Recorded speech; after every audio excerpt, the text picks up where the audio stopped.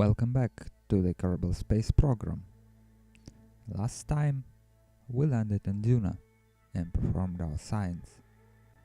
Now brave Jebediah Kerman has to return home. We time traveled or time warped to the appropriate transfer window and we launch off the surface of Duna. Our goal will be to reach stable equatorial orbit around 70 kilometers. After we reach our orbit, we will be able to perform our transfer burn, which will lead us into the Kerbal sphere of influence. And here we go. Our orbit is slowly rising. Soon we are going to leave the atmosphere of this nice red planet and then going to circularize it. And its apoapsis is already higher than the atmosphere, because atmosphere is only a mere 40 kilometers. Not nearly as much as around Kerbin. We coast into the apoapsis and burning. Here you go. Coast into the apoapsis again, just to conserve fuel a little bit, and we're in the orbit. And now we're going to set up our maneuver, which will lead us into the transfer trajectory. Planets are properly aligned, and our goal is to burn around 10 o'clock around the planet Duna. And as you can see, we encounter a slight problem. Ike is always trying to get in our way, so we'll have to compensate it somehow. After a couple of tries, I had to move my launch window a little bit so that we are not launching directly into the Ike. And here we go. Kerbin is our destination, and we have a close encounter. We don't have capture, but that is going to be changed by slight plane corrections and tiny course corrections left and right. Of course, left and right being relative in space, and it only works when you're looking at the map.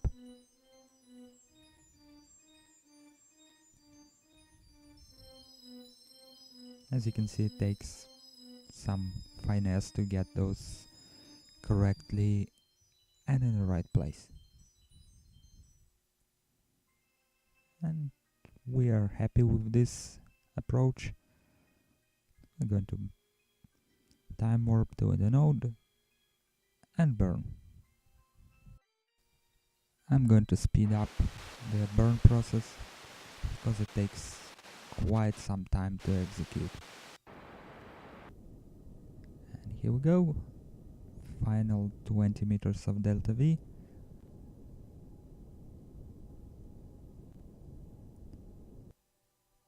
And we are there. Let us look last time at Duna and say goodbye to the red planet for now. Kerbin awaits. On our way, we're going to perform some course corrections, which will bring our encounter closer and closer until we get captured in the Kerbal sphere of influence, and we'll be able to get nice aerobraking maneuver around it, or even land directly to the surface. Of course, such feat wouldn't be impossible in the real world, but we are not in the real world, and Kerbins do not follow exact rules of physics and other laws of nature. They can fall through the atmosphere at speeds like 3 or 4 kilometers per second and successfully aerobrake without burning up. And here we create one of our nodes, which brings our apoapsis much closer than 1 million kilometers. And we are on a final approach. Let's create another node and try bring our apoapsis to some reasonable distance. At this point, even the smallest course correction can shoot us way above the target or even crash us into the Kerbin, something we don't really need at the moment. And why we're doing it here and not closer to the Kerbin? The answer is very simple. If we do it here, we don't need to spend as much fuel. And if we do it closer, we would have to change our trajectory much further and spend much more fuel on it. And fuel is something we have in a limited supply, so we need to conserve it. And our burn is almost complete. Our apoapsis is almost where we want it to be. Let us time warp a little bit more. And at the long last, sphere of influence of Kerbin. The first order of business is to change our orbital plane so that we come at a lower angle at Kerbin and that we end up around equator or somewhere closer to it. So here we go.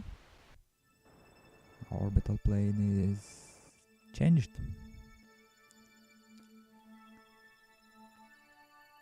We just passed Minmus and Moon, and let us change our apoapsis so that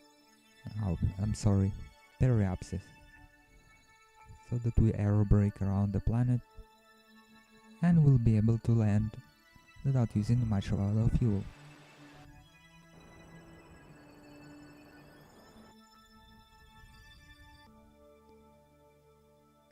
And Jebediah is almost home. Look at this sunrise. Jebediah is positively happy.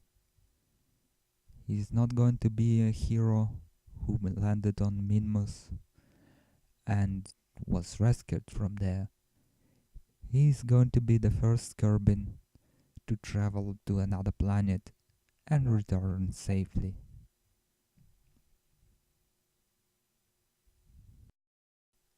I'm going to speed up the re-entry process. Although it's beautiful to watch this fiery meteor crossing the skies of Kerbin, it can get boring after watching it 3 or 4 or 5 times. And as you can see, I haven't yet ditched our last engine and the fuel tank. The reason for that is very simple. I don't really want to do the same thing that happened in Duna, as in parachutes ripping my craft apart. So I used my engine to brake a little bit more in the very end. But some unfortunate incident happened anyway. Due to improper placement of the parachutes, the capsule didn't want it to land bottom first, and it always wanted to turn around and drop bottom up. So we are sitting crossed fingers and hoping that nothing will happen. Jebediah is safely in the forest lands of Kerbin. Let's recover the vehicle and see how much science we gathered. Our mission yielded us a little bit over 1200 of science. This science will allow us to develop new tech, more powerful engines, larger fuel tanks, and other apparatuses to create even more science. With those tech, we will be able to travel to Jewel, to its moons, or maybe even to Eve. Although I'm still not sure that it will be a viable option for now. So let us unlock some of the tech nodes, namely this very huge engine, additional crew compartment, and various things like RCS. And we shall continue our journey next time. Thank you all for watching. Remember to like, dislike, and comment this video. I'll see you in the next episode.